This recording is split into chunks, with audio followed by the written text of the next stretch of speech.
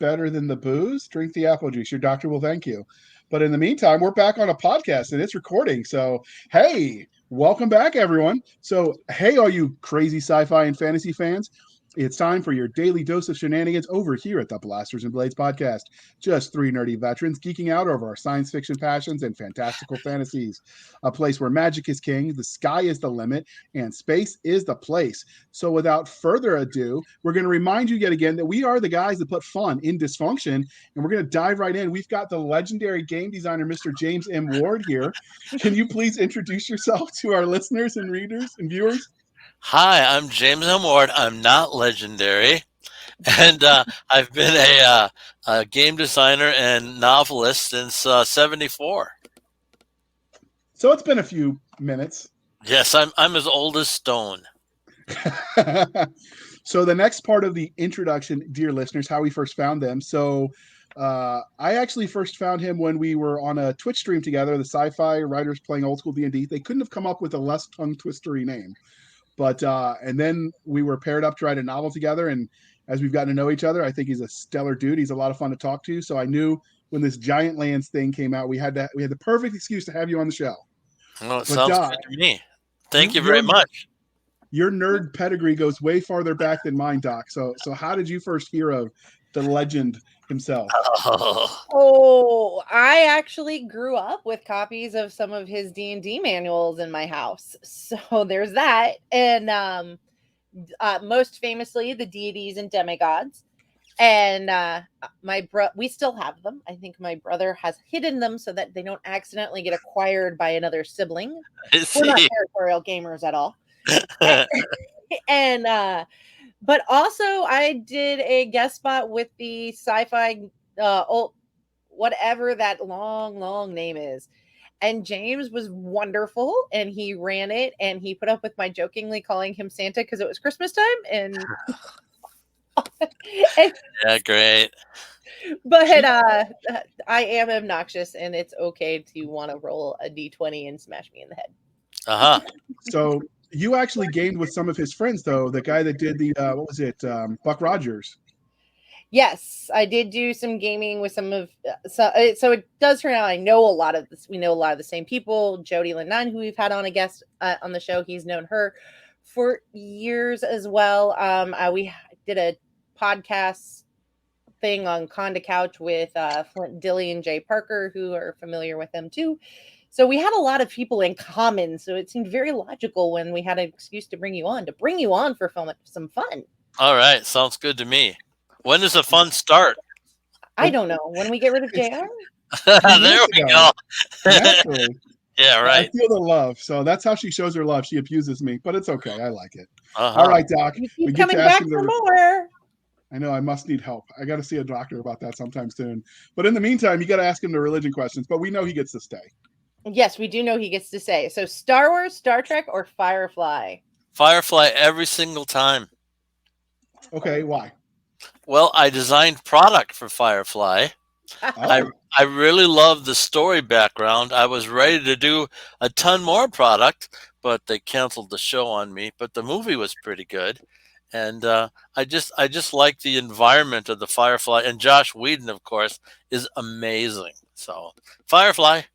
So the good news is that there's a group of people campaigning to try to see it. So they prodded him about the whole Twitter thing, Elon Musk. So now they're hoping they can prod him to like get season 2 of Firefly. Wouldn't that be fun? Yeah, that'd be great. It'd be nice. I mean, it'd be a good thing for the country. He'd be a true American hero if he did that. Probably all the actors and actresses are fat though now. I don't imagine how you would reboot that without... Please, dear God, if anybody's thinking of actually doing this, here's me. Don't reboot it. Just continue on the storyline. Like the kids in the ship or something. I'm really tired of all the Spider-Mans that they have done over and over and over again. So I agree with you 100%. Yeah, I like continuing the storyline. Particularly, you might as well continue the storyline because it's so iconic. You're not going to get anybody else to play Captain Mal right. Yeah, probably. I quite agree. You could have him come back, like teaching his kids the rope or something. That could. I know that would be continuing the storyline. Yeah. So did any of the product that you made for the Firefly universe, could that make a movie material? Well, any adventure can make movie material, I think, because they're just like scripts. They're exactly like scripts. And I did a long adventure, and had a great fun doing it, and helped a little bit with the original role playing game. Cool. All right. So now on to the fantasy. Uh-huh. Game of Thrones, Lord of the Rings, or The Wheel of Time? Okay, interesting story there. I Uh-oh. was forced against my will to read all of the Wheel of Time books in a month. How In did a you do month? that? In a month, yes, I know. How do What you do is- that? Is a great question. We were putting together a card game at Precedence Publishing down in Arizona, and I was helping with the art. So I didn't like the stories at all, not at all. And Game of Thrones doesn't do much for me, but Lord of the Rings, oh my goodness, I've read the books a million times and watched the movies a million times. It's really very good, and I'm a great admirer of Tolkien. He as a philologist, he was pretty amazing. Okay. Jay, are you okay? Yeah, I mean,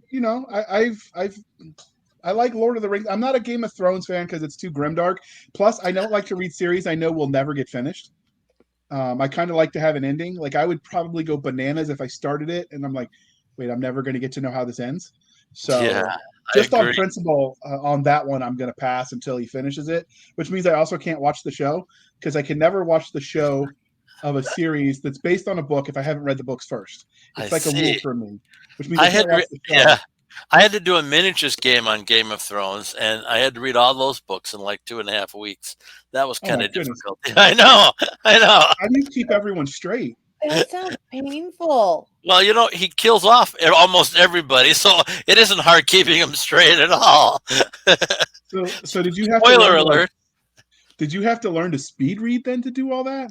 Oh, I taught speed reading in high school. I'm a teacher, and uh, and I can get up to pretty high. I can get about 300 words a minute now. How do you But can you comprehend it like to remember it, or are I you get just 80% comprehension, so that's pretty good. holy garbage? I can't Yeah. do that. I have 100% retention, but I can't speed read. Oh, okay. We Yeah. had this real cool machine that would take a line of text and go at a certain speed, so you could read it, and you could dial it from 50 words a minute to 600 words a minute, and I taught that in high school, and it was great fun, and I learned to train my eye so I can really zip along the page. That is amazing. I did not know that about you. And I'm very old, so I've done lots of weird things. That's fine. JR loves history. He'll grill you for hours about your life. Oh, great. I think Well, you he's just destined to be disappointed then. Doc, That's you're not supposed to okay. call them old to their face. Yeah, I there call we go. him old. You're old, JR. There we go. All right, the next question, Doc. It's a new one, so So of all the RPGs out there, which one is your favorite that you haven't written? Yeah, okay. This is so unfair a question because I didn't write it, JR did. yeah, I know he did, the bad dude. Because I've written a zillion role playing game systems myself, but I'm just a huge fan of 1E AD&D, the original that Zeb Cook set up. It was just wonderful. Well, I mean, it started it all, right? Well, no, D&D started it all. But anyway, the AD&D, the first edition, I really liked a lot, and I like it because I don't have to read the rules anymore. I know I've got all the rules memorized, so I can do the whole thing without touching a book, which I really like. so what was before D&D? Wasn't it like some sort of wargaming thing that you guys were doing before that? Oh, great question there, buddy. Um, Chainmail came out by Gary and Jeff Perrin. Chainmail was a set of fantasy miniatures rules, and Gary said, "Wouldn't it be fun if we tossed in some?" It was Middle Ages fantasy miniatures rules, and Gary said, "Wouldn't it be fun if we tossed in some fantasy creatures?" And that's what they did. So Chainmail came first, and then D&D came next. Now, were you involved with it at the chainmail level, or did you come in later? I came in at the D&D level. D&D came out in 1974, and that's when I met Gary. Nice. All right. Yeah, it was good getting in on the ground floor. So You It couldn't have helped done pay it for, better if you tried. yeah, it helped pay for many things. That must have been a huge adventure. Yeah, really. So, which one's your first love though? Sci-fi or fantasy? Because I mean, mostly Ooh. is your background mostly in fantasy? No, no. I I wrote the first science fiction role playing game, Sweet. and I wrote the first apocalyptic role playing game. So I've done like exactly half of science fiction and half of fantasy. So, which one's your favorite? No, I don't have a favorite for Okay, sure. which one did you like first? That's a mean question to ask. Yeah, he I, wants to know. yeah, I have to say science fiction because I did Metamorphosis Alpha in 1974, and that was the first science fiction role playing game. So, is there anything that you wrote into that game that you thought purely like this is all made up, it's just good fun, and then has come true? Actually, lots and lots of the weapons I just made up out of my head, and they've all come true. A bunch of the mutations that the mutational powers have appeared in people. I did a thing called a black ray gun, which it was a ray that when it touched flesh, you died. And Tesla beat me to it. He made a black ray gun in 1917. Oh, damn. Yeah, I Okay. know. So, but I didn't know that until much later when I studied up on Tesla. He was a pretty cool dude. He got robbed a lot from his credit for his ideas in his life. Oh, he really did. Yeah, he That really whole did. Edison thing. Plus the government grabbed all his stuff when he died, and in suspicious circumstances. Now that's a game waiting to be told. It really is. I actually did. I threw. Oh, what is the name of that miniatures company? Fat Dragon Games did a Tesla miniatures game that I wrote, and I Oh wrote a wow. short story for it, and it's just amazing stuff. It's kind of steampunk genre, but with a different power system because Tesla wanted power floating through the air to be grabbed, so that was his big deal. So we need to get the James M. Ward historian to track down like all the things you have written over the years, so that people that want to like try the various levels of James, like Wait, from I the thought various that was eras. you, JR. It'd be I'm not really quite hard to there yet. do. It'd be Some of the really, really hard to do. some of that stuff has gone out of print though, Yeah, so it yeah, gets weird. Or it companies have does. folded, so who owns the Yes, rights is up in the air. yes, exactly. If you did this, the lawyers would be the ones who win because they have to do Yeah, all their research. yeah, isn't that true? Yes. So, So, what was your first memory of engaging in speculative fiction as a genre? Was it playing games with Gary? Was it reading books, Oh, okay. movies? This is my favorite story to tell. All right. The time is 1974. I just graduated from college with a history and English degree, and I go to my favorite bookstore every Tuesday to collect the new fantasy and science fiction books that the bookstore has gotten in that day. So I'm over there and I'm grabbing books off the shelf, and I'm grabbing L. Sprague de Camp Conan books. I'm grabbing Andrea Norton books. I'm grabbing Roger Zelazny books. And when I get to the end of the row, I have 7 books in my hand. And I look over there, and this kind of biker dude has the exact 7 books in his hand. So we kind of laughed about that. We started talking, and this guy was in a blue jean jacket. He had ripped jeans. He had one of those weird wallets that has a chain dangling out of his pocket, and he just looked to me like a motorcycle, like a Hell's Angel kind of guy. And he said that he had a game where I could play Conan the Barbarian and fight Set, and I was hooked like a fish. So I went over to his house and played on his patio, and that was Gary Gygax, and he taught me how to play in 1974. That's that's funny amazing. because everybody I know that's talked to him makes him sound like the sort of serious religious scholar that he was. So to Oh hear yeah, him dressed as a biker in the early days is kind of funny. yeah, yeah. He was really a rough-looking character, I have to tell you. But he could get dressed and look good if he wanted to. So how did your love of speculative fiction? Excuse me. What is it you love about speculative fiction as a genre? Is there any one thing about it that grabs you? Oh, I really like the idea of I like the idea of going in the future and having all this happen. You know, like the all the stuff in Star Trek and Star Wars. I mean, I want a force sword. I think that would be wonderful. You know, I want to travel to Mars. When I was in high school, I always wanted to be an astronaut and go to Mars. That never happened, of course. And so just the idea of the thinking about what's going to happen in the near future and the far future, I just find that fascinating. So if before your life is over, Elon Musk manages to put a colony on Mars and they say it's probably a one-way trip, but you could live on Mars, would you take the chance? You know, I have to tell you, I think there's already a colony on Mars. Uh-oh, go on. Exactly. I love reading um, the YouTube crazy people who say the moon is hollow and filled with aliens, and Mars. We've been on Mars for 3 years, so I think it's all fascinating stuff that I love to read because again, it's like science fiction. You know, who knows if it's true? Who knows if it isn't?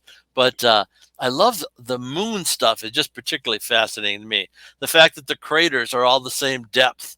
The fact that they exploded a bomb on the moon and the whole planet rang like a bell for 5 hours. I just think that's fascinating stuff.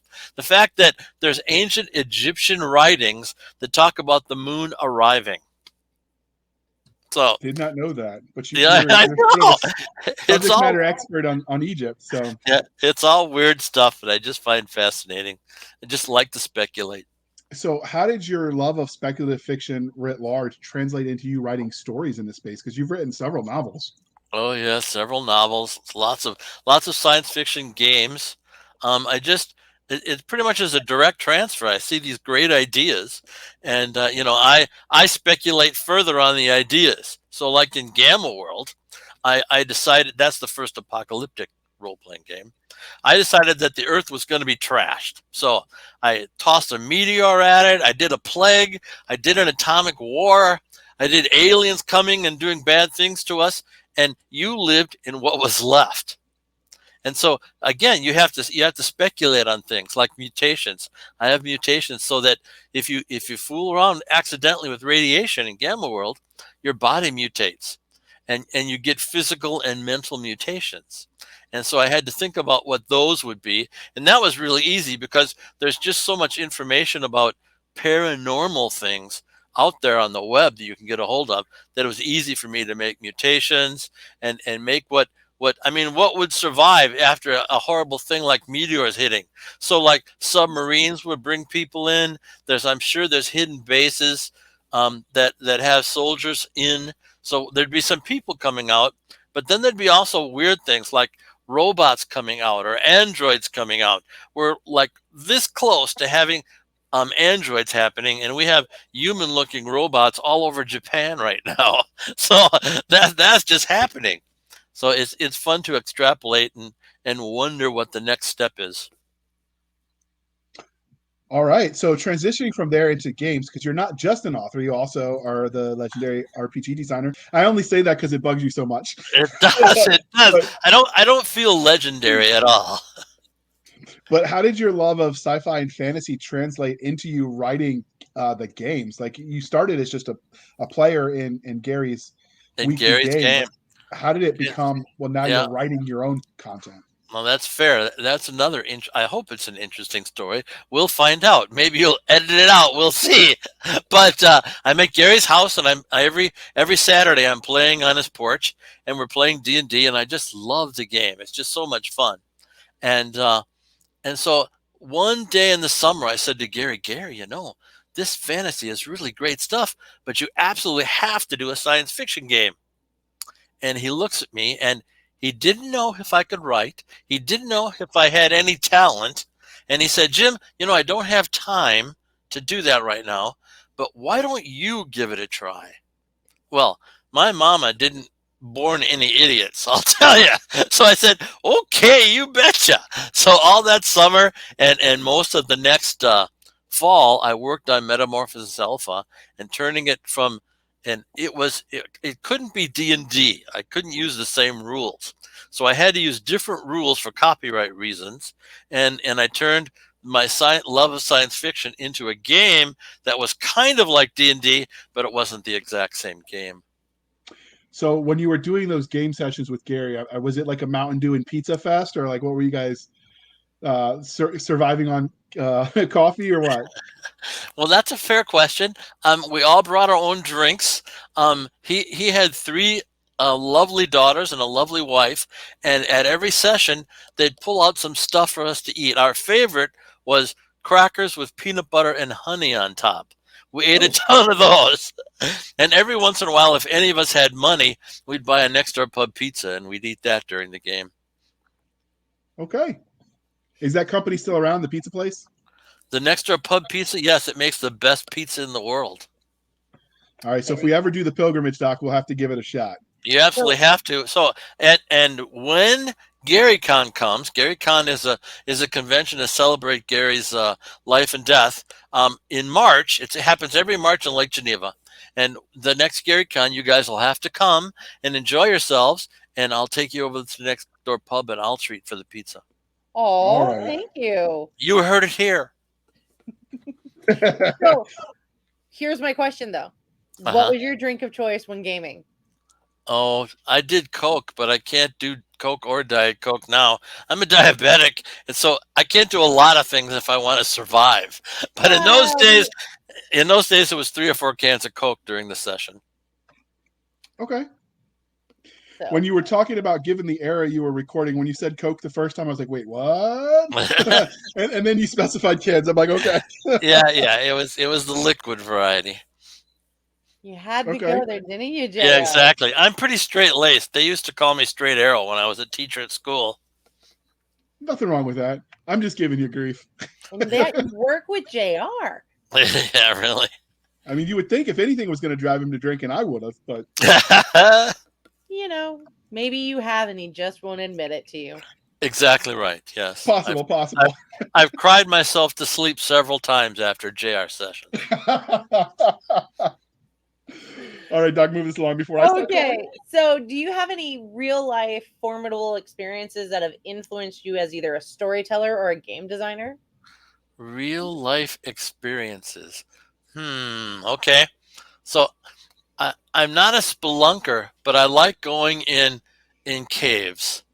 So Cave of the Mounds, Carlsbad Caverns, Mammoth Caves, those are all nice caves with light systems and walkways, and nothing is really tight and nasty. So I enjoy caves a lot. I do lots of research on castles because I'm using castles in my games all the time. So I like getting maps of castles and studying what they did to defend their walls and things. So I enjoy that. So some real life experiences, that's kind of tough.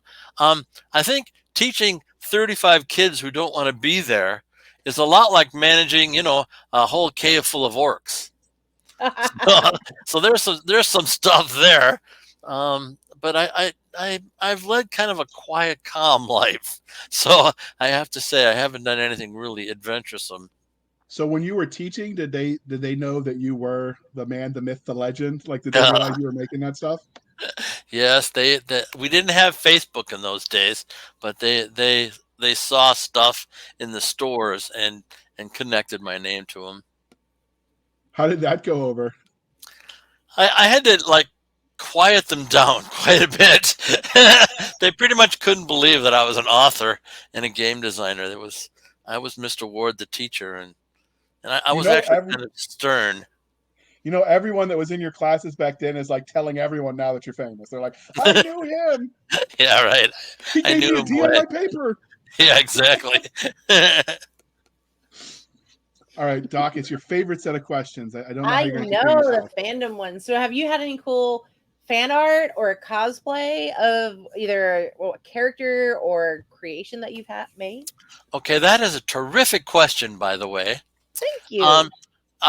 TSR set up a club called the Role Playing Game Association. And I said to the club members, hey, you guys should have a story and an adventure every Gen Con. Gen Con was a convention that happened every August, and it's a huge deal now. It gets 70,000 people. I think it's in the summer now, though, isn't it? July, maybe? They keep changing the date, so yeah, I don't know for sure. But anyway, I said we need an adventure, And they said, okay, help us set it up. So I set up a thing called the Living City. And in the Living City, you played the adventure 1 year, and all of the characters and all of the equipment that you won in that tournament, you got to use in the second and third and fourth and fifth year of the convention. Oh, So nice. it got very popular and caught on really well. And I got to be Mayor Henry O'Kane in the cosplay night at the Living City. And everybody would come and dress up as their characters from the tournaments, and they'd come in and we'd have a fun role-playing experience in a great big ballroom hall. And I got to be the mayor of the city. That was lots of fun. I was dressed up in a swordsman uniform and looked pretty natty, if I do say so myself. That's really awesome. It was awesome. I really miss the RPGA. It's too bad that they discontinued it. Well, who knows? Maybe somebody will be bold and try and recreate something similar. And yeah, wouldn't that be cool? I'd love to do another Living City as a game product. That'd be fun. So have you had anybody ask for your autograph? No, that's like a loaded question, isn't it? At GaryCon, I had 230 people ask for my autograph. My son Brett counted them as they asked. It was pretty funny. I had one guy bring 35 things for me to sign. Holy Jesus! I know. Took me forever. I imagine your poor arms were like on fire at the end of every night. I know. I've given out lots of autographs over the years. We had that Deities and Demigods book that you talked about. Mm-hmm.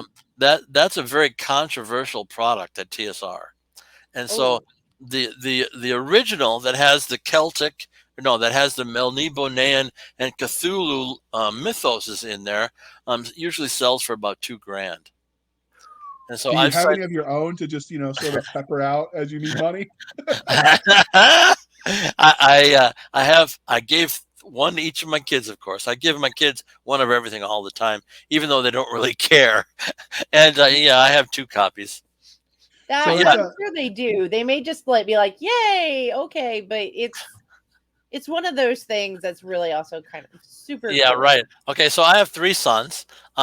Their Breck is 50 and Jim is 49 and Thean is 10 years is 41. And every time I give a product to Thean, he asks me for a gift receipt. Oh, he's going to regret that later. Implying that he wants to sell it back. So you're actually... Yeah, I know. I'm horrified and I want to smack them. They're all brutal teases. They love teasing me.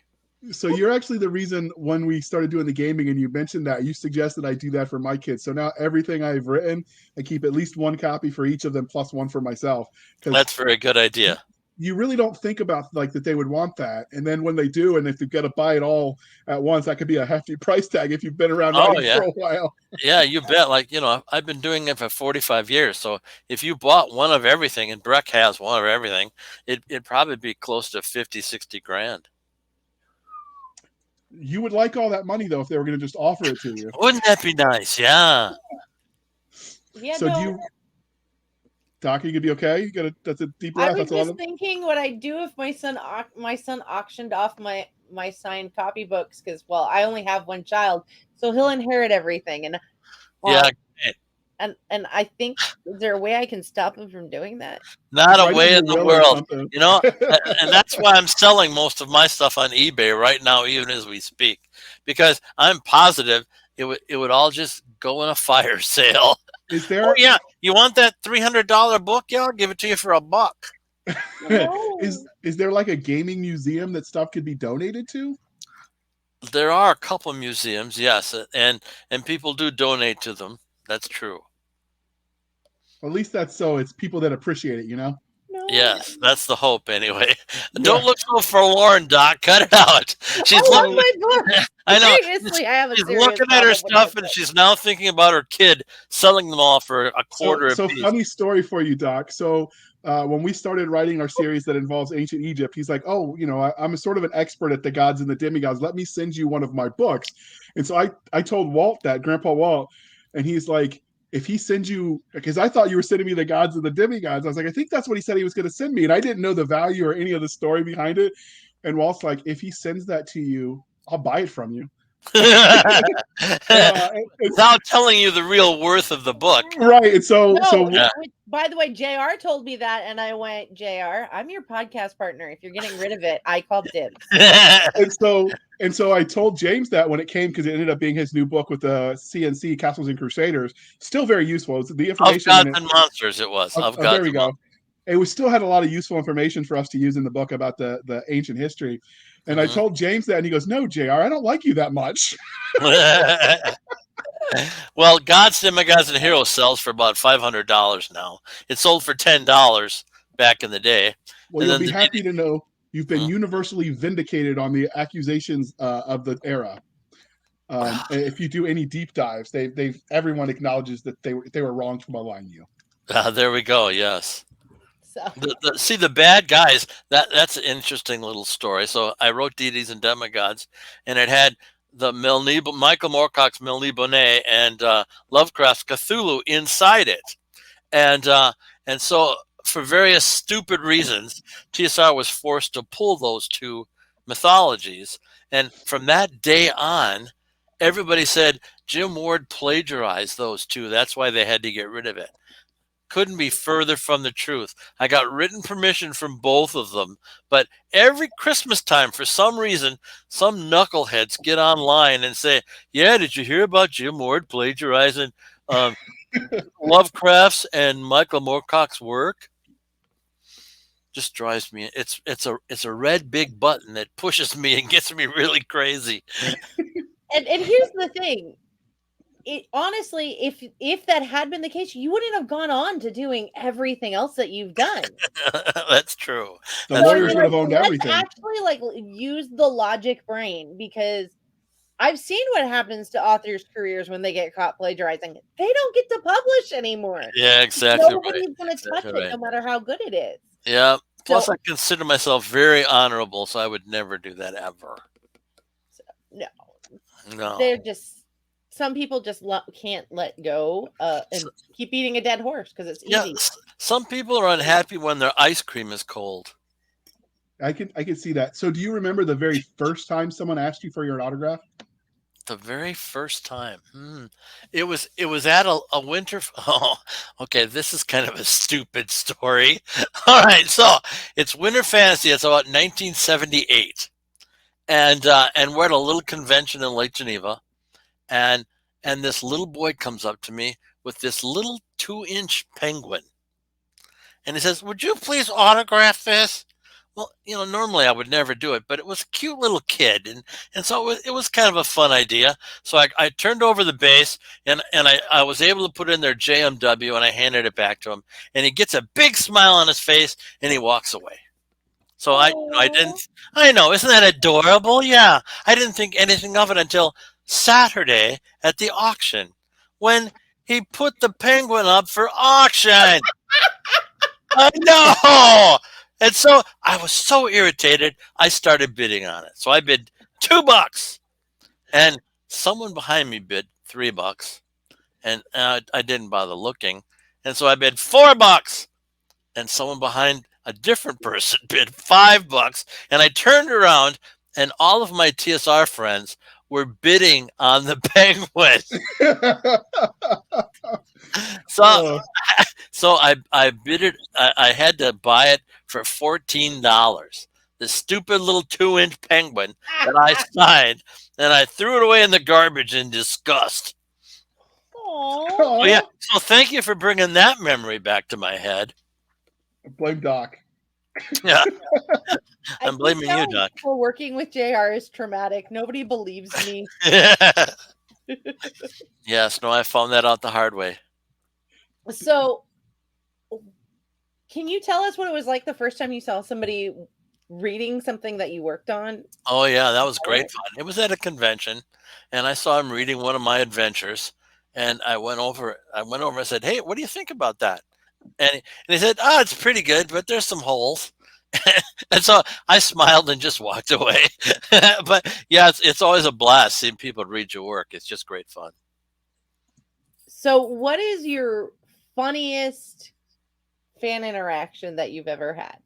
Ooh, They funny. are a unique breed of people, so Well, they really are. I did have a woman want me to sign her neck. That was interesting. Poor wife. I know. I never take Janine to conventions. It's just too dangerous. Yeah, but yeah, I So get you or her? yeah, both. Yes, exactly. So yeah, I get people wanting us signed body parts all the time, but the neck is probably as close to personal as I've ever gotten. I've signed wrists and I've signed arms, and I've seen people tattoo my name on their arm. That's bizarre, I'll tell you. I mean, it wouldn't be as bizarre if they were tattooing things you created. Like Yeah, that makes sense. I could dig it. But just the signature or the name, I don't know that I'd go that far. I quite agree, Jr. I mean, I knew somebody who was collecting doctor signatures, like from Doctor Who, and was doing that. Oh, that's fun. Yeah. Did they tattoo the signatures? No, they then tattooed the signature. They had a tattoo artist go and tattoo it over where they signed, and Oh, yeah. Neat. so That's Doctor Who dedication. fans are.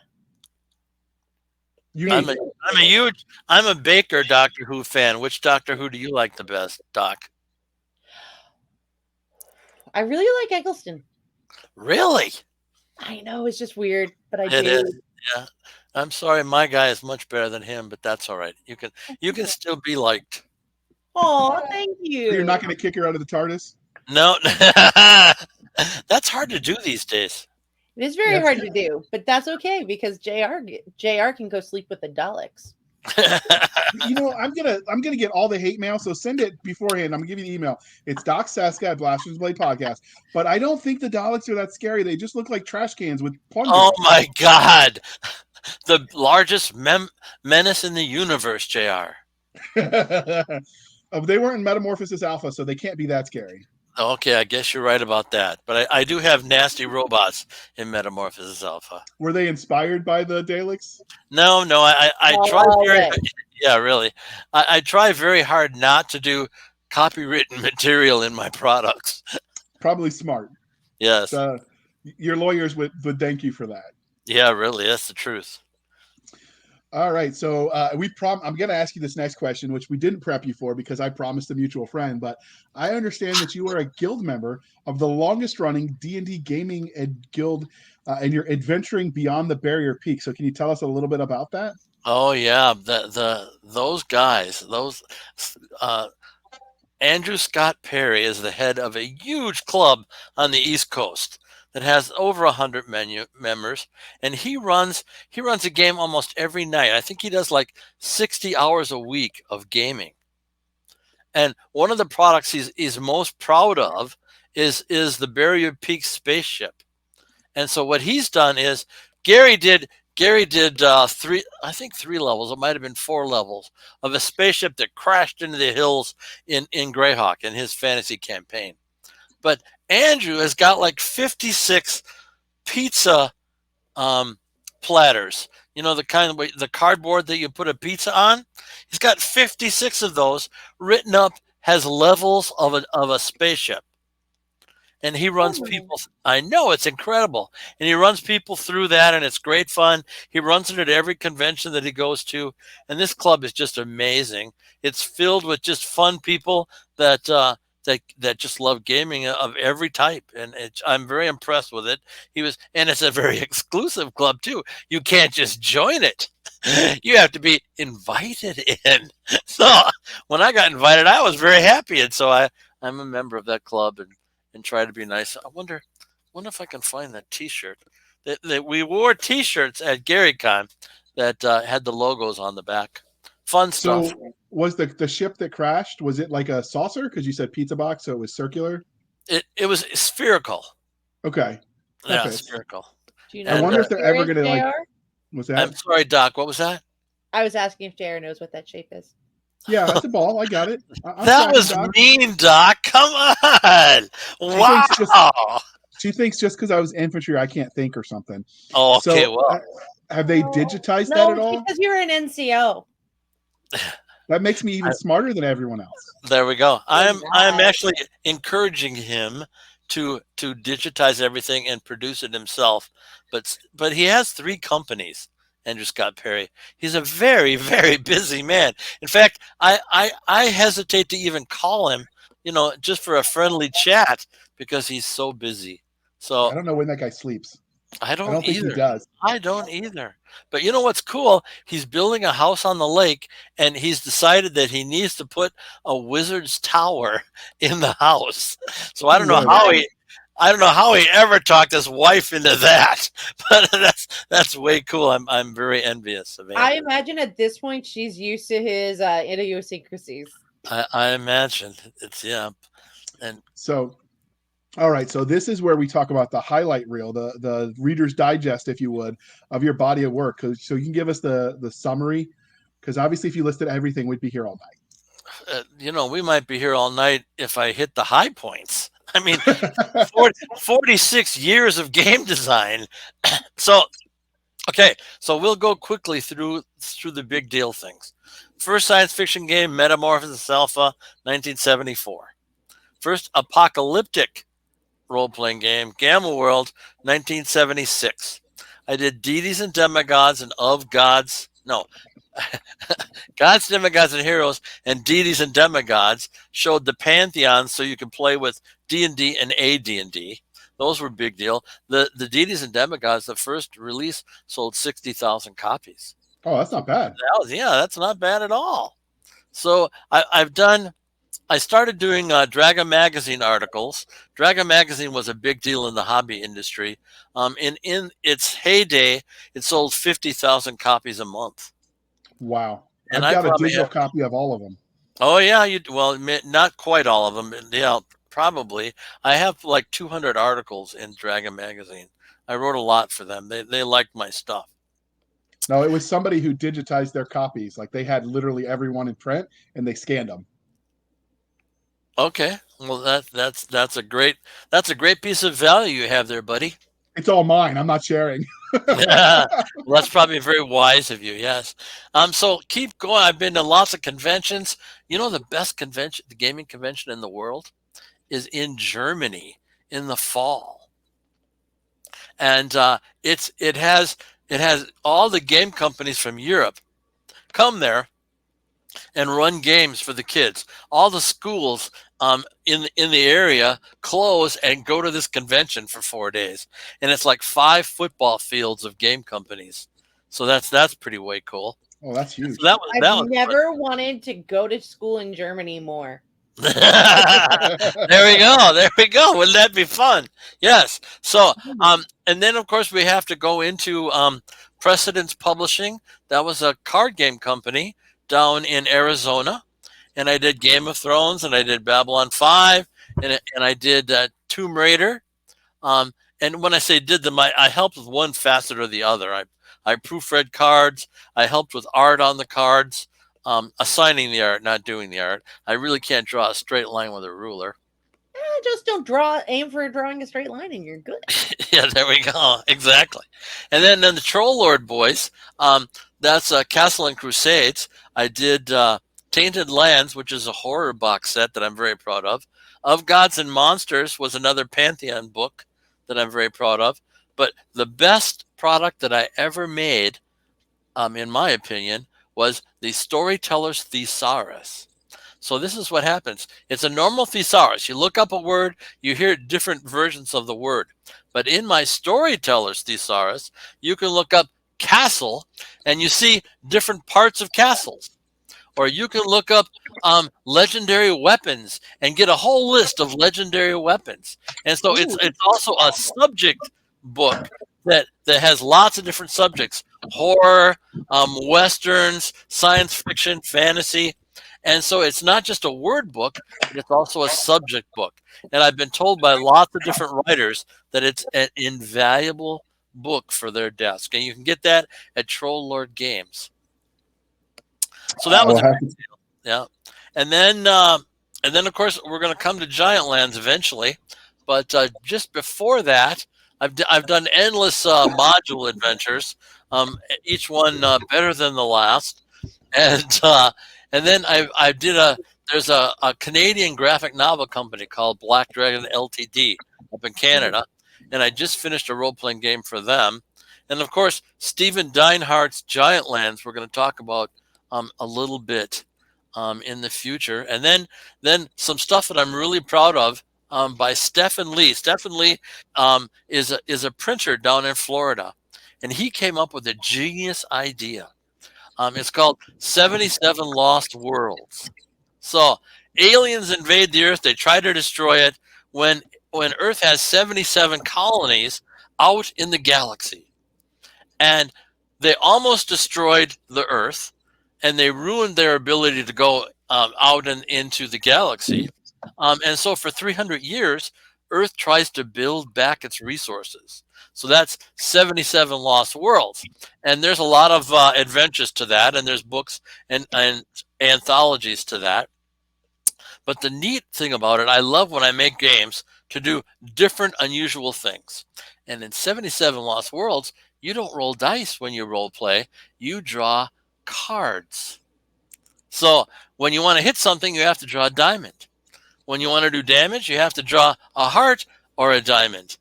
And when you want to be safe, when you want to save from poison or not fall in a pit, you have to draw a spade. So all the while you have your own deck of cards, and you're drawing cards to try to survive the adventure instead of rolling dice. I thought it was a really cool idea, and it's got really a lot of good press from people. And then, of course, need that game. You need that game, yes. No. My dad can roll 20 D6s. Oh, yes. And get 19 ones and a 2. Wow, that's pretty amazing. So, yeah, you need that game. And you can get that at firesidecreations.com. But also, I said to Stefan, if it worked once, it'll work twice. After we did 77 Lost Worlds, I said to Stefan, you need a fantasy version. So he said, okay, Jim. So we did dragon scales. So you use the same deck of cards in the fantasy version, except dragons rule the planet. And if a wizard wants to cast spells, he has to grab a dragon and rip its scales off to cast the magic. So it's a fight between humans and dragons for the magic of the scales. Oh my goodness! I know, kind of a fun. No way that ends badly for the wizard. For the wizard or the dragon, yes, exactly right. Well, lucky for us, dragons die just on their own, and they can go and find the magical scales don't rot; they just stay around to be found. So people are invading caves all the time looking for dead dragons so they can grab their scales. Kind of like another treasure. Yeah. Okay. And there's grave robbing. There's lots of adventures for that, too. I'm very proud of that product. So I think that's just about me, buddy. So while all of that sounds fascinating, obviously you mentioned it, but we're here to talk about Giant Land game RPG, which is by Wonderfilled Publishing. Yes, exactly right. So where did you come up with the premise for this concept? No, you're going to love this little story. So 2 years ago, Stephen Deinhardt is on Facebook, and he's on the Gamma World page. He's a real big fan of Gamma World. And he talks to a guy named Kim Eastland. Kim Eastland is a former TSR employee that he and I got along pretty good. And he also loved Gamma World. And Stephen said, I got this idea, and it's going to be like Gamma World, but it can't be Gamma World. So I wonder if you'd help me write it. And Kim Eastland said, I'll help you, but I'm not going to do it unless Jim Ward helps too. And Stephen said, well, who the heck is Jim Ward? And so Kim, gave my bona fides and told him how much I'd done in the past. And so Kim introduced me to Stephen, and we talked on the phone, and this man had an amazing idea. I was once again hooked like a fish. So his idea is, well, let's do a role-playing game, Jim. That'll be a lot of fun. But let's take that role-playing game and turn it into an amusement park. My eyes lit up, Doc, just like you just did. An amusement park? Yeah, and the characters can play at home and develop their characters as much as they want, and then they can go to the amusement park and be their characters. And I said, wow, that is an amazing idea. So a game within a game. So it's a game within a game, yeah. And his idea is just fabulous. So basically, what happens is it's a little ways in the future, and Gaia, the nature goddess, wakes up, and she checks her world, and she absolutely hates what humans have done to it, and it enrages her. So she causes earthquakes and famine and destruction to every single city, every single town, every single house. Oops. Oops. In anger for what humans did. And she brings back the giants, and she brings back fantasy creatures to help nature restore itself. And there's a few humans left alive, but not many, and she's mad at them. So you start the game as either one of these fantasy characters or or a human, and you have to please Gaia. You have to restore the environment, which I think is a great theme for role playing. Talk about, teaching your kids good values. But yeah, when you please her, she gives you rewards. And basically you have to deal with giants. Giants rule all the villages, giants rule all the cities. And if you're not nice to giants, if you're not nice to them, they stomp you into the earth. So you learn diplomacy, and it's a percentile game. It's a D100 game where you roll percentiles for everything, damage and character generation and saving throws. You're rolling percentile dice. That's another little trick. I've never seen it done, so I wanted to do it. And we've got an adventure out that's coming out in June called The Broken Road. I ran it at GaryCon, which is a convention that you guys have come to in March. You can get hotel reservations right now, JR. So get busy on that. And JR doesn't do public places. I mean, he barely crowds bug me. Like I don't. And GaryCon is huge. I've seen pictures. Like that's like bigger than DragonCon, right, Doc? no, it's only about 2,500 people. DragonCon, I think, is up to 15, isn't it? DragonCon had a forced cap of 48 last year. Oh wow, neat, cool. And 2019 they had 85,000. Did they really? I like giving her JR just can't do the math. Yeah, that's amazing. For a reason, but we're going to pause for a moment right now where we shamelessly shill for the man. From R. Max Tilsley, author of Brains, the post-apocalyptic pick-a-path adventure with more than 60 endings, comes the Suzy Steele adventures. Suzy has a heart of gold, a set of bad dreams, and a hidden destiny. 6 months ago, Suzy's father went to work and never returned, leaving Suzy to her hobby of chasing away nannies. That is, until the mysterious and glamorous Cassandra roars into her life, driving a red sports car and promising to be the best of friends. When Suzy stumbles on her father's secret lair, a world of magic, ghosts and mysteries beckons. Can she discover the truth, avoid being expelled from school, and keep a ruthless secret society off her back? She's to have a ghost of a chance. She'll need the help of her best friends, one grumpy cat, and a whole lot of daring. The Suzy Steele Adventures from R. Max Tilsley. Book 1, The Steel Trap. Book 2, The Steel Bite. Perfect for readers 9+. Available in print and ebook. All right, so thank you for sticking with us. We had James M. Ward telling us about Dragonlands. Giantlands. I'm going to show you a little video clip real quick of some of the art from this game book, and then James is going to go back to telling us about it. So give us just a second, dear listener, and check this out.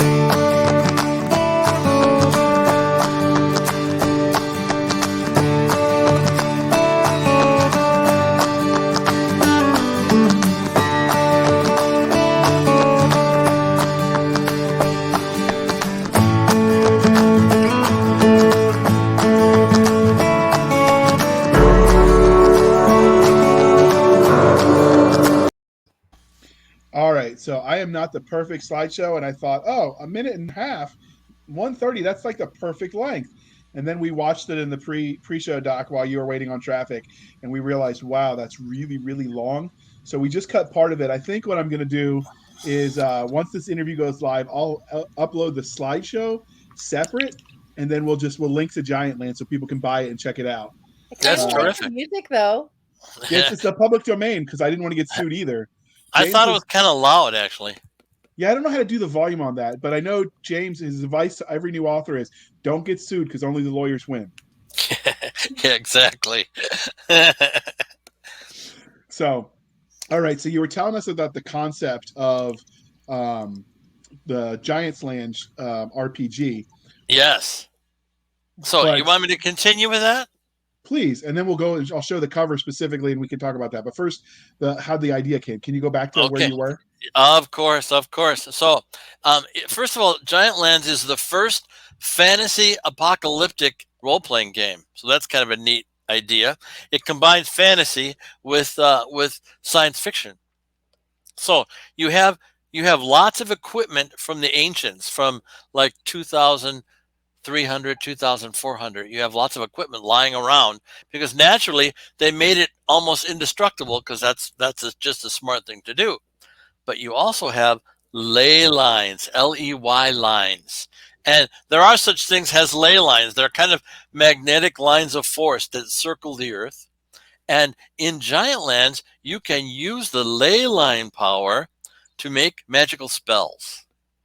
And we call that ley magic. And it's just as fun as being a wizard, but you have lots of different choices on what kind of magic you can cast. And so the objective is constantly to fix the environment. So you see lots of environmental problems, forests dying, water being polluted, just on and on and on and on. And every time you manage to fix, and basically adventures are going out and trying to fix a problem. In The Broken Road, the first adventure, the river has been tainted by something. And so you have to go up to the source of the river and find out what's causing the problem.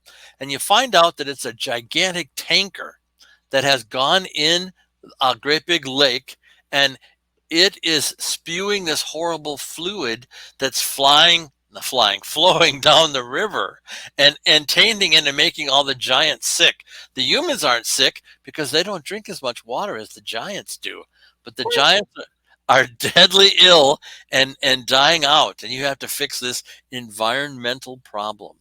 And every time you fix the problem, you get a reward. And you go up in levels in Giant Lands by fulfilling quests. You don't use experience points, you do quests. And 3, 4, 5, 6 different quests will help you go up a level. And and quests are all they're just fun parts of the adventure. So in one of the quests that I have for this Broken Road, you just have to find the source of the pollution. And in another quest, you have to figure out how to deal with saving the giants.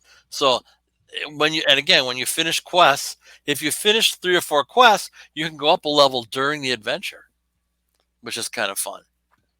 So, and there's neat things in the game. There's ray guns, and there's all the different science fiction things that are just a fun to play with. There's broken robots, and there's this and that. And again, you're always rolling percentile dice to do things. So if you want to figure out a piece of technology that you've never seen before, you have to roll percentile dice, and low is always good. Which reminds me of an interesting story. So I'm playing Metamorphosis Alpha with Gary Gygax because he loved to be a player in that game. Because poor Gary, he never got to be a player often. He always had to run D&D or AD&D. So he loved being a player too. So he would, when I came down for my teaching job in my vacations, he would insist that we played Metamorphosis Alpha. So one day we're playing Metamorphosis Alpha, and he and his group are searching this weird forest area, and they find this big building, which is very unusual in the forest because after 300 years, you'd think most buildings would be destroyed.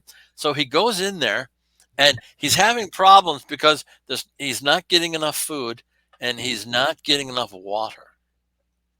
And so he goes in this small room, and he sees this weird white thing. And he says, "Wow, what is that? I'm going to try to figure it out." And so I have these nice flow charts to figure out things on. And he starts playing with it, and he sees a handle, and he sees stuff. And finally, he does the right thing, and a flow of water comes down the white thing. And he's so pleased, and he loads up his canteen, and the other guys load up their canteens from this white flow of water. And then he sits back and said, Jim, you did not make me drink out of a urinal, did you? And I shook my head and said, yeah, you were drinking out of a urinal. He wasn't a happy man, but he got water. I mean, probably hadn't been used in a while, so there's that. Exactly right. Probably hadn't. Wow. Where did the idea for the urinal come up with? Was that you, or was that? That was me. You know, you do a lot of figuring out of technology because you're body humor. Yeah, that was very good, Doc. Well done. Don't be funnier than the guest, okay? It's kind of a rule I have. Anyway, you do a lot of figuring out of technology in Metamorphosis Alpha and Gamma World, and so he's constantly, when you search out the Starship Warden, you're constantly going to places that you've never seen before. You start out as a native in a grass hut with a turtle shell shield and a spear. And you start exploring the levels in the world. And so you often find things you've never seen before. Just one of the themes. Yeah. So can you tell us a bit about this cover? Because it's a really neat cover. There's a lot going on with this. Okay, can we show the cover so I can talk about it? First of all, depends on if JR can do his job. There we go. So this is a Larry Elmore piece of art. Ooh, Elmore is amazing. Elmore is amazing. I worked with him at TSR. We're really good friends. And so I was talking that Stephen Deinhardt wanted a good artist to do a picture for him. And I said, well, you know, I know Larry Elmore, but he's not going to be cheap. And Stephen said, Larry Elmore? So I got him in contact with Larry, and Larry was very kind and gave him a cut rate on this amazing piece of art. And Stephen uses it. Stephen uses different parts of it in lots of different products. So, you know, you see the dragon on the stairs, and you see the pretty girl in a picture. And Larry has drawn this, you know, so high quality that every single one of these images can be used as a cover all by itself. And I think the Giant Lands logo that he came up with is pretty cool. You instantly know, you know, that's clearly a GL Giant Lands kind of thing. And so the box, I don't know if I can show it. Let's see. I have the box here. I'm gonna try to just do this. Okay. So now this is the same cover as what's there, but the nice part about it is, Stephen is an old time gamer. He loves gaming in all its facets. And so he said to himself, I want to make a small box, just like the brown box set.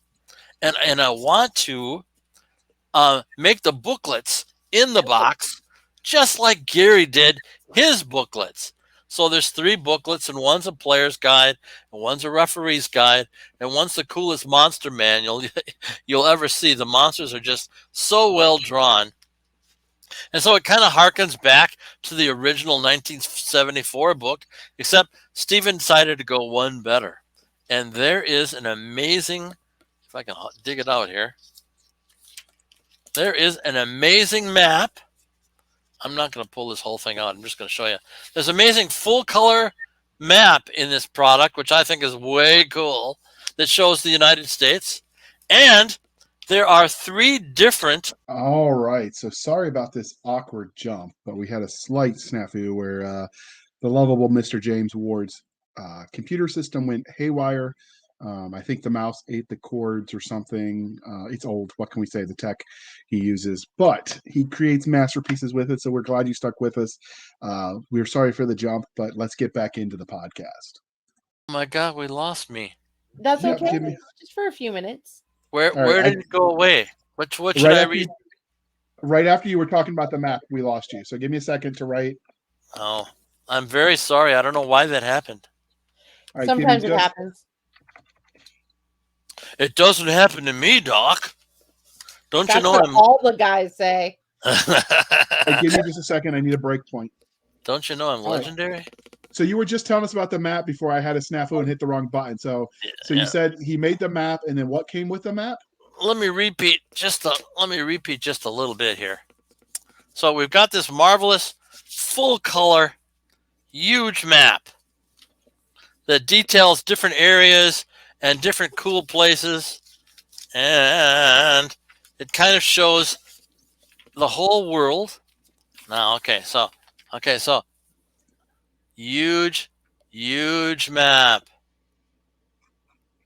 Okay, way cool. And on the other side, there's a way cool Giant Lands poster, which I don't think anybody's ever going to use because the map is so neat. So, besides the full color map, that is just like a road map to fold, almost impossible. Besides the full color map, there are character sheets, and there's full color ones that show how it should be done. Let me show you a full color character sheet. Okay, so full color character sheet, way cool. But there's also, not again, text message. Oh, that might be. JR sent me a text message. He does that. No, ignore him. That's what I'm ignoring it. Okay, there's also a black and white that you can photocopy character sheet, which I think every role-playing game should have in it. So you can make your own. You can make your own character sheets officially. So he's spared no expense. He's done a first-class job. It's as good as any publication out there today, including all the wizards and all the other boys that are out. All the big boys are out there. This is just dynamite stuff that I'm very proud of, and I hope you all go to giantlands.com and pick up a copy. And this is an independent game publishing company, correct? Yes, sir. Wonderful Games. Wonderfield Games. So, all right, Doc, we're back on track. I derailed us a little bit, but you can pull it off because we're on question 23. Okay, and I'm sorry I bleeped out for a second. That's okay. It's all JR's fault. Okay. Well, James, I can accept on my side. No. Well, you've kind of given us what the 30-second elevator pitch for this is, but what if people were still confused? What would you say if the 30-second elevator pitch is? Come play Giant Lands, cuz. Come play Giant Lands if you like science fiction. Come play Giant Lands if you like fantasy. Come play Giant Lands if you like blowing things up. Come play Giant Lands if you want to save the environment. So I was getting some very Captain Planet vibes when you were describing some of the missions. Okay. Doc, I could see your face. You were seeing it too. Are you aware of that franchise at all, or because your kids would have been the right age? I've seen Captain Planets, yes. Was that at all in your head? Well, obviously you can't answer that. By the way, JR, I try very hard not to do copywritten material, so no, it was not in my head at all. Just like Thundar the Barbarian isn't a copy of Gamma World. Absolutely. All right, Doc, save me from myself and ask the next question. I've been trying to save you for yourself for 4 years now. It's been an interesting time. There we go. So, you've talked some about what makes your game special, game mechanics wise, and but sorry, I'm looking at this and I'm like, you've told us so much about the game at this point, and it's wonderful. I'm not complaining. I'm super excited to go buy this, and we can't tell my brothers about it because they might be getting it for Christmas or their birthday. Great idea. I support this plan. Yeah. So yeah, well, they're hardcore gamers. So what can I say? I know. There we go. See, this is where I did my Christmas shopping. And by the way, there's percentile dice in the box set. Oh, very cool. Are they unique to the box set? Are they? Yes. Yes, they are. Nice. Awesome. Because who doesn't need new dice? Who doesn't need more dice? Yeah, exactly. Except for those people who play Dragon Scales and 77 Lost Worlds who scoff at dice. This is true, but Wonderfield Games would get very mad if we didn't sell their stuff right now. So we're going to talk about the dice. So go ahead, Doc. You got it. You're fine. You can talk. So you messed her up a little bit because we have the questions in order, and when guests answer them out of order, it's like, how do we adjust on the fly? I'm very sorry. No. It's just I've had a very I went and played with chemicals today at work, so it's I see. okay. Plus, I'm very old, so I do things like that. So No. you've told us a little bit about what makes the system special in that it's all D100 Mhm, percentile dice. mhm, mhm. Um, so specifically with the universe, is the universe what's left just North America, like the map you showed? Is there more to the world that players could eventually explore, or are they limited to the map as you've shown it? Well, the map is the world. It's the whole world. So Okay. they're supposed to explore, and they're supposed to find out that there are ways to get up to space stations up in the sky. But those things are gigantically technical, and so they're going to have tons of problems there. Plus, Gaia has no problem transporting them places they don't want to go. She sounds like she's not very nice to them.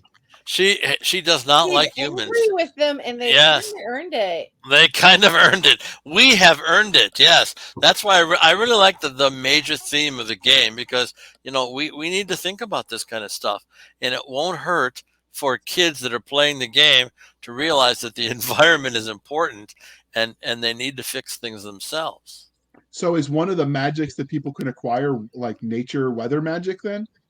Oh, there's like 5 different types of magic that you can get, but it's all connected to the ley lines, and ley lines actually are a real thing. You can Google them, and they crisscross the earth, and in certain places there's 3 or 4 ley lines that are crossing each other to make great big pools of energy. And like Stonehenge is a place like that. The pyramids are a place like that. There are just places like that all over the earth, and there's a lot of speculation by archaeologists that early man could sense the lines of force, just like birds can. Birds can sense the magnetic lines of force, and so that's why they're able to fly south in the winter and back north in the summer. So if the ley line magic is so important, and that's obviously terrestrial based, how does that translate once they get into the space station? Because now they're not on a ley line. Okay, that's a very good question, JR. That's an amazingly good question. Uh, uh, in the course of the game, as you make a character, you're given a sigil coin.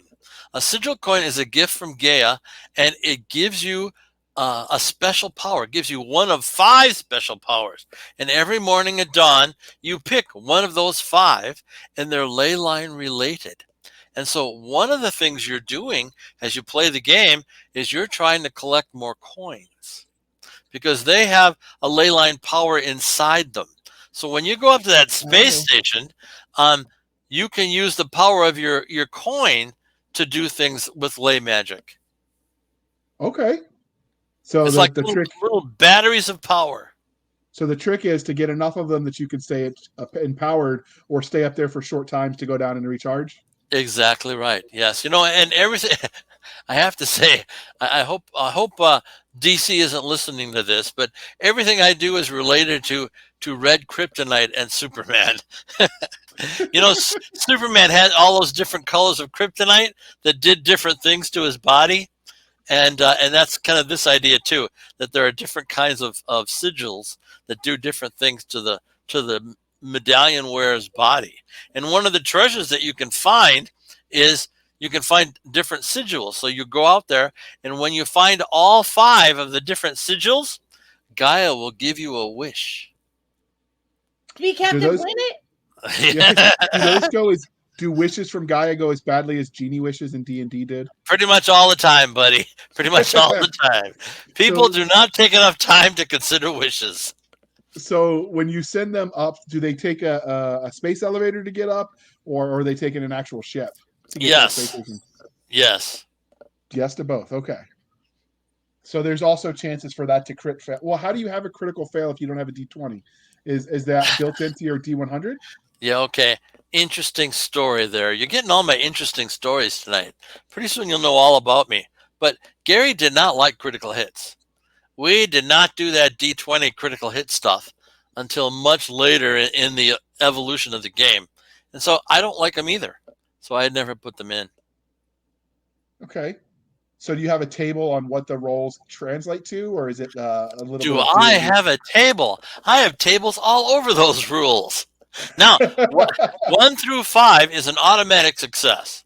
But then as you go up in different kinds of tasks and different kinds of abilities, like combat, usually everybody's combat is a 1 through 35 to hit. And then they have to deal with the armor class. And the armor class subtracts from your roll to hit.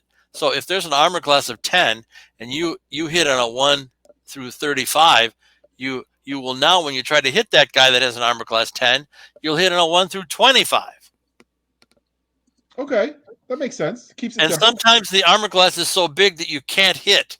But on a 1 through 5, you always hit. So most of the time, if the armor class is that high, you're better off just living to fight another day. Or being diplomatic. I like to encourage diplomacy in my role-playing games because that's probably some of the most fun role-playing that you can do. Is that something you've always done, or is that something you came to later as you had more experience?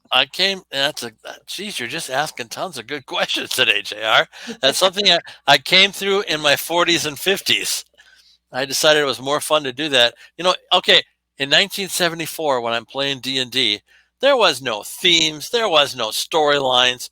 It was fight the monster, kill the monster, get the monster's treasure. So things like Dragonlance or Ravenloft or Greyhawk, they hadn't developed into storylines yet. So that's kind of my background. So I finally decided, okay, that's fun, but that's kind of young person fun. The older people want to have diplomacy. The older people want to become the mayor of the city. The older people want to do things besides fighting. And so that's what I started working into my games. Awesome. So is this something that you've mentioned that there's the upcoming release of a campaign setting and there's what's already out? Is there going to be continually supported updates to this universe, or is this one of those systems that once you're done? Yeah, okay. So that's kind of like asking your wife. No, that's kind of like your wife asking her, "Do you think I'm fat?" And of course, there's only one answer to the "Do you think I'm fat?" question if you want to survive. So not the one my ex-husband gave. Oh, well, that's why he's the ex. But naturally, there's plans for doing lots more product. Steph and I are talking about doing a Pick a Path adventure book. JR, do you know what a Pick a Path adventure book is? I do. I read a lot of them. I remember the Lone Wolf series books. Yeah, sure. And I kept the whole series for some reason. It was in a box in my mom's attic. So when she finally said, "Come get your crap, you got your own house and your own attic now," I was going through that, and my son, my oldest, was glad to have them. So now he's working his way through the Lone Wolf Adventures that I read as a kid. I didn't even know I had them. I didn't know what happened to them when I went off to the Army. Wow. I just thought, oh, okay, they got donated. And so when I saw them, it was like, I won the lottery. Yeah, so those who don't know, Pick a Path adventures are just lots of fun. Basically what happens is you start reading the story, and when it gets to a very important point in the book, you're given a choice. So, do you wish to go in the dragon's cave, or do you wish to go in the pool of piranha? And you get to pick which one of those you pick. And then when you pick that, you go to page 34, and you're in the dragon's cave. What kind of light sources do you have? Well, if you don't have a light source, you're walking in the dark. And so if you're walking in the dark, you go to page 3. If you have a light source, you go to page 64. And the storyline continues on and on and on. And that's the Pick a Path adventure. And they're lots of fun because you can reread them so many different ways. Oh my goodness, I should have never gone in the dragon's cave. I'm going to try the pool of piranha. And you can read a storyline where you play with the pool of piranha. So Pick a Path books are lots of fun. We're talking about doing a Giant Lands Pick a Path book. I hope it gets done. That sounds like it would be a blast. There are lots of hard work to write. They are hard. I'm pretty fast, but it takes me 6 to 7 months to write a Pick a Path book. Yeah, those they're almost like if there was, they would be more popular if somebody could write a program where you just insert the various story options and it tracked it for you, because oh my goodness, my head hurts. You'd look like a serial killer with all the strings on the cork board. Yes. Those things out. I just did a Pick a Path book for Troll Lords, and it was 3 different graph papers filled with the paths, because they're bears to edit, because you can't edit it from page 1 to page 10, because there's so many different choices in those pages. So you have to actually follow a map of the story choices. You have to go from 1 to 19 to 56 to 74, and you got to make sure it works that way. And so that's why there's 3 in the book that I gave them. There's 3 different major paths that they go down, 3 different storylines that they try to have fun on, and they usually they're pretty deadly. I kind of write deadly versions. So in that book, there's only three ways to win. So it's a challenge to do well. Are they like crunchy in that they're, you got to try to fight the things, or is it literally just pick the path and the story goes? I've seen some where there's game mechanics built in. Yeah, no, there are game mechanics built in. I don't do. I've done them, but I don't like for people to have to roll dice in the game, or people to have to use the rules of the game, because it slows the thing down. It slows the action down. So I try to give them that. I do all that off camera, as it were, so that they can just play the game and do the choices. All right, Doc. Next one's yours. So JR commented, and it looks like you have a plague mask on one of those guys. No, okay, that's another interesting feature that we've built into the game. If you cosplay, you can get plus percentage dice roll. So if you're wearing a mask while you play the game, you get a plus 5% on every roll you make. And if you're wearing a costume and a mask, you get a plus 15% on every roll you make. So we're encouraging cosplay, because the 8, 9, and 10-year-olds are really getting into cosplay in a big way. And we wanted to encourage the play. And if the theme park happens, which I hope it will, you can take that costume of yours and go to the theme park and get special benefits from wearing a costume. So Nice. This is kind of an interesting feature that we've built into the game. I like it. Yeah. That is very cool. Thank you. So whose idea was that? Was that yours? Well, or was that your co-writers? It's kind of a co-author thing. He knew we wanted to have people wearing costumes and masks. We just didn't know exactly how we wanted to do it. So I built in the percentage increase in having both of those. I don't think I've ever heard anyone do that outside of some sort of house rule, like as far as official rules. That's probably a first. JR, that's a first. And that's because I like doing things first. It's like you said that before, Doc. Yeah, really, about 1 million times. All right. You're not that original, JR. Oh, no. I try. He tries. One day I will be as good as James. One day. If you live that long, buddy. So, as a designer, obviously you've got to create the immersive world itself. Mm-hmm. How do you go about creating your world without stifling the ability of the game master to tell his own or her own story within that creation?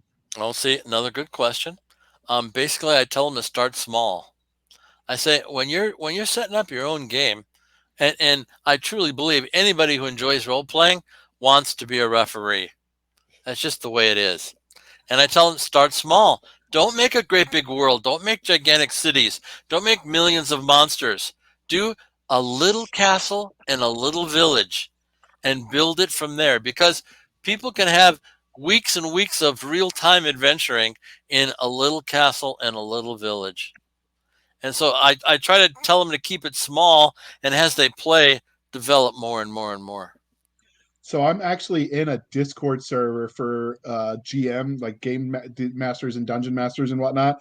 Mm-hmm. It's designed to bring new people in and help new game masters, because what you find the barrier to entry for most people gaming is finding someone who actually wants to run the game as opposed to play a character. Sure. And so there's whole Discord set up try to give advice, and so I'd ask them for help with mapping questions, because I can't draw to save my life. Like I never made it past stick figures, and even those were horrible.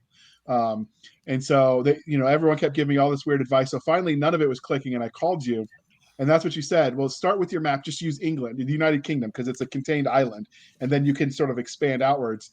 And it didn't even occur to me when I went back and I'm like, oh, I got it. People were like, did you find an answer? I'm like, yeah, I just called James Ward. Like, what the hell are you talking to us for? You could just call him. That's pretty that's funny, what buddy. it really occurred to me, that people think you're a really big deal because you're just James, right? Like we were talking, and they're I'm like, just wait, a regular person that puts my pants on one leg at a time. they were like, are you just trying to name drop? I'm like, I don't get it. Yeah, that's the problem with that. I talk about Gary all the time because he taught me, everything I know about design and playing. And so, I like to bring his name up. And I have to say, I think Wizards has purposely not developed the Gary Gygax name, which makes me very sad.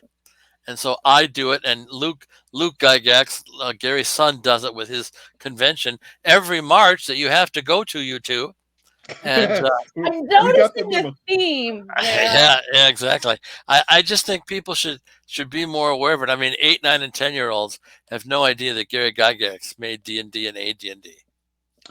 My son does, but he's an unusual little child. Oh, there we go. So we talked about this some in the pre-show, but like I started getting into it because my oldest son, he started playing at one of some therapy programs, and they use it to teach kids on the spectrum, sort of emoting and how to interact with people better. And he had a friend that had learned it that way, and so his friend was trying to teach him.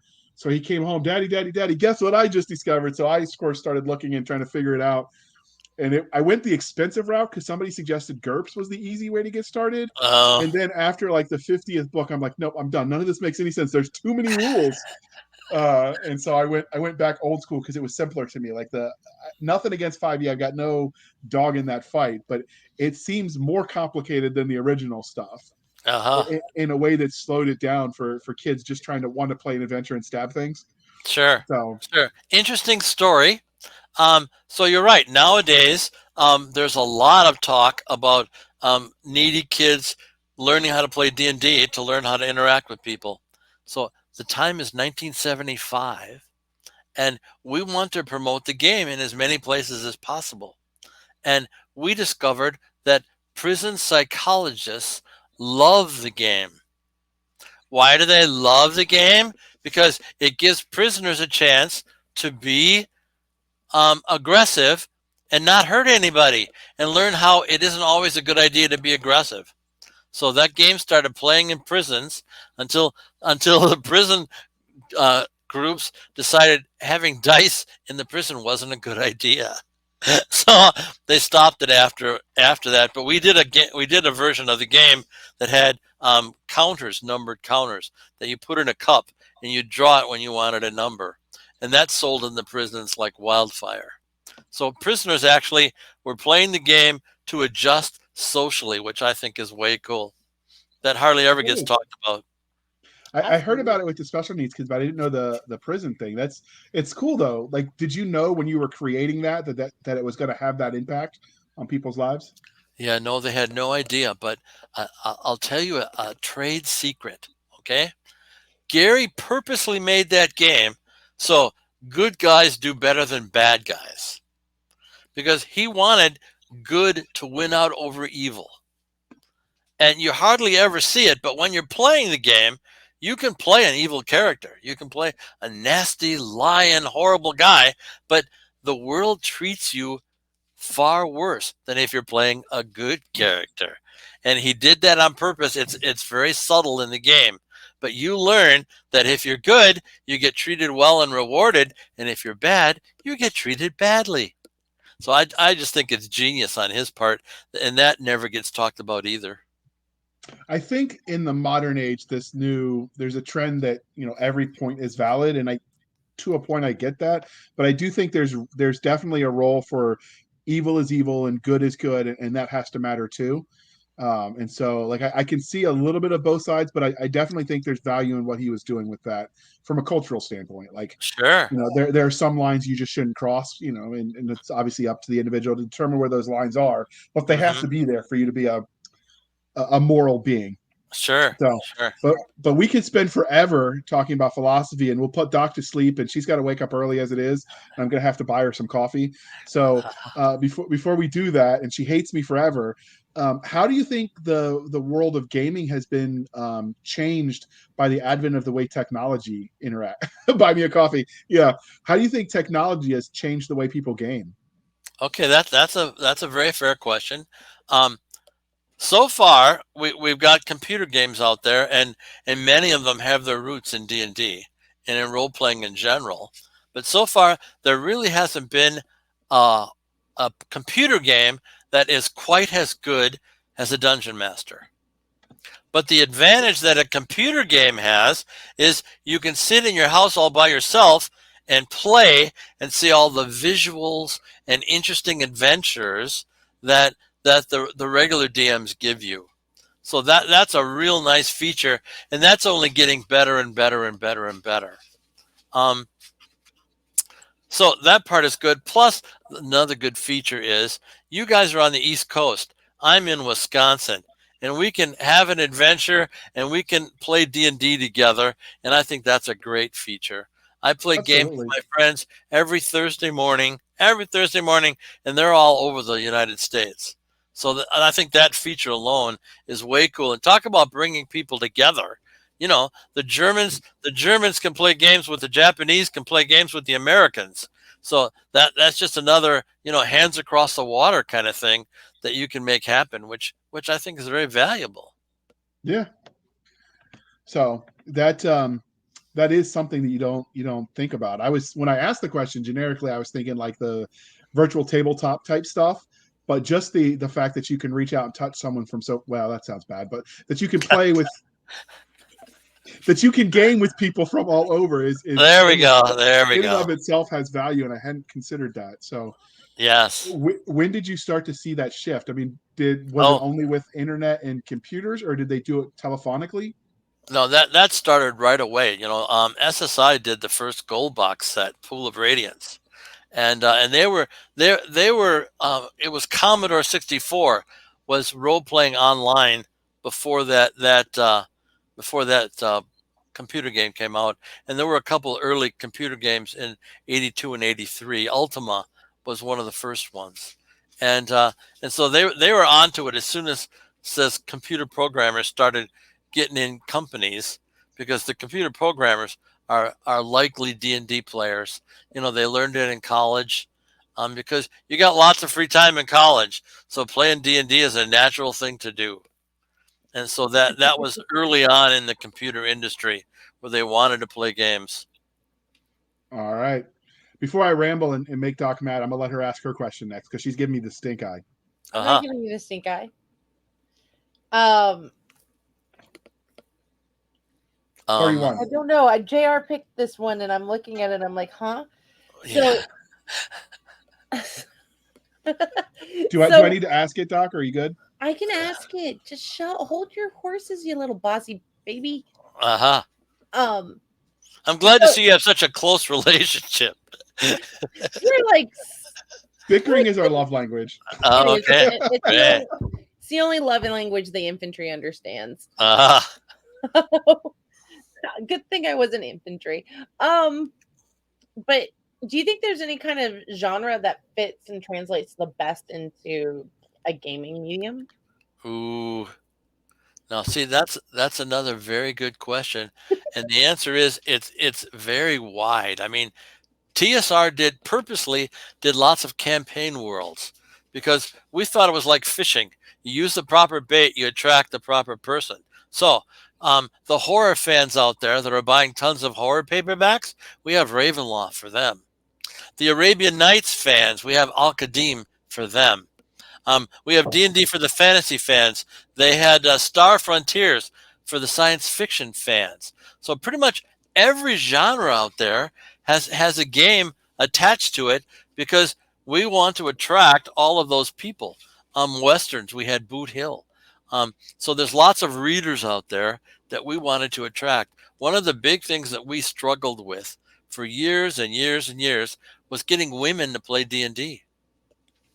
In Really? the early years, it was 95% male, And so we knew women were gigantic readers. They were an audience that we wanted, but we really didn't capture them until we came out with Dragonlance.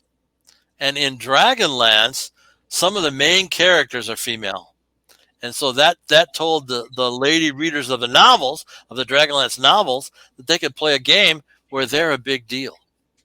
And so they started joining in a big batch. So now I think now it's probably 60-40, 40 being female players of the game, which was good Okay. for TSR. Dragonlance sold great just because it sold to a lot of ladies as well. Okay, that's a good strategy. So what is it that makes something really compatible or ideal for translating into a gaming space? Oh, I read this question and said, man, this is going to be really hard to answer. I know, but you read it ahead of time, so you had prep time, right? I mean, one of the things is a lot of source material. Okay, so TSR did this very well. So we have AD&D, and we have AD&D novels, and we have AD&D adventures, and we have AD&D Pick-a-Path books and AD&D Catacomb books. In other words, we did a lot of different AD&D things, and especially the novels. People got how to play the game by reading the novels. They understood it better because they read the Dragonlance War series, and that's another thing in Giantlands. Yeah, isn't she cute? That's Larry Elmore's wife, by the way. Larry Elmore does females, and they all look like her. They all look like his wife, who's very attractive. Gorgeous. Yeah, her wife. His wife is gorgeous. She's going to make infantry jokes. I was actually looking at the gun. Oh, I'm sorry. Trying to show the joke. The gun. Well, in the infantry, they spend more time sleeping with their guns than they do any gender. Which is tragic beyond belief. Yes, I'm sure. The art is just it'll suck you in. You could tell a story just looking at the pictures. You really can. You really can. He does that. Yeah, and actually, Jeff Easley and Clyde Caldwell and Keith Parkinson, they were all amazing artists, far ahead of their times. And TSR was lucky to have them as main artists. We really raised the quality of hobby products with our art. And it was fantastic and really good, and everybody started copying us, which was expensive for them. Yeah, I mean the art is amazing. Yep, so, I quite agree. Go ahead, Doc. I was going to ask, how do you work with some of these amazing things without creating spoilers? So, for instance, you mentioned you worked with Firefly and some of the other like existing IPs that you helped translate into a game. How do you translate existing intellectual properties, books and movies and such into games without giving spoilers when you're making the game itself? Oh, well, so the important part, and this is what every single company, like we did Marvel comic books, and the important part is you don't do their storyline. So in the Firefly role-playing game, while you were able to talk to those characters while they were available on their ship and on planets, you never did their storyline. You never did the stories they were doing. We did the Conan game. We did the Indiana Jones game. We never did those storylines. We did our own storylines. We actually went to J.K. Rowling's, TSR. When I say we, I'm always saying TSR. I was there for 20 years, so I can't help myself. But you never do their storylines. We went to J.K. Rowling and said, we'd love to do a Harry Potter role-playing game. And she said, no, because she's like the richest woman in England. She didn't need the money. No, I'm the only one who can write Harry Potter stuff. Oh, okay. We went to Tolkien and we said, we'd like to do a Lord of the Rings role-playing game. But he asked for such a big amount of money that we had to say no. And then another company paid him the money. So we were quite sad about that. But the important part when you're doing anybody's genre is don't do their storyline. So when I did Firefly, I did a lost asteroid in the solar system. There's only one solar system in Firefly, and it's got like 9 different habitable planets.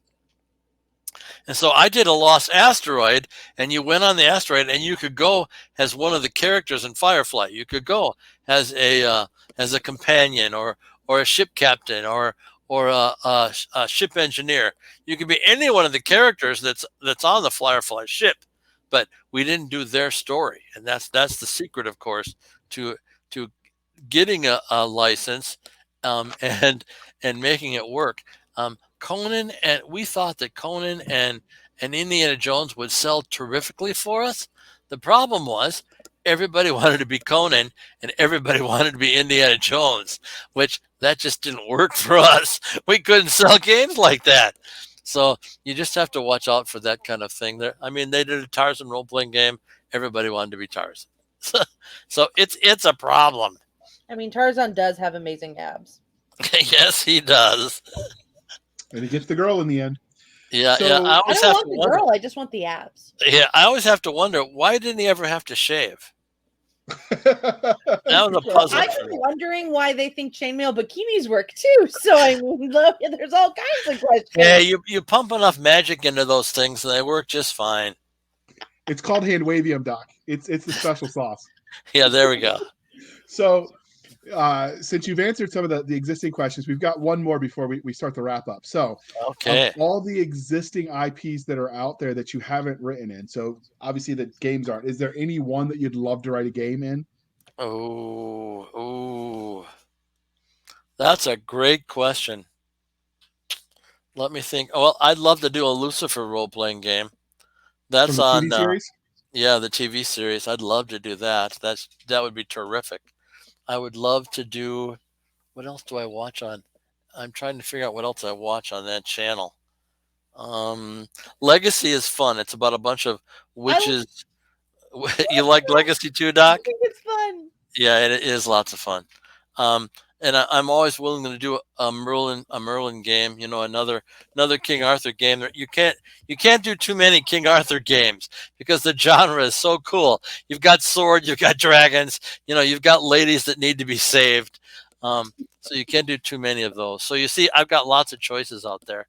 And then of course all my favorite books. I mean, Robert Heinlein's. I could do a bang up Robert Heinlein game. Time Enough for Love, or Stranger in a Strange Land. Oh my goodness, I could do a wonderful game of that. Or Roger Zelazny's big series, any of his books, I could turn into marvelous games. So there's just tons out there that I could do. I just have to find the foolish people to give me the money to do them. Understood. So clearly this interview is winding down. But before we wrap this up, was there anything about Giant Lands that we didn't ask that you want to tell us before we close? Oh, let's see. Okay, so you can go to giantlands.com to find the game. There's going to be an adventure out. On Discord, you can find the GL logo, and I answer questions every day on Discord for Giant Lands. So if you bought the game and you're having trouble with something, you can reach me on Discord and I'll answer your questions. No problem.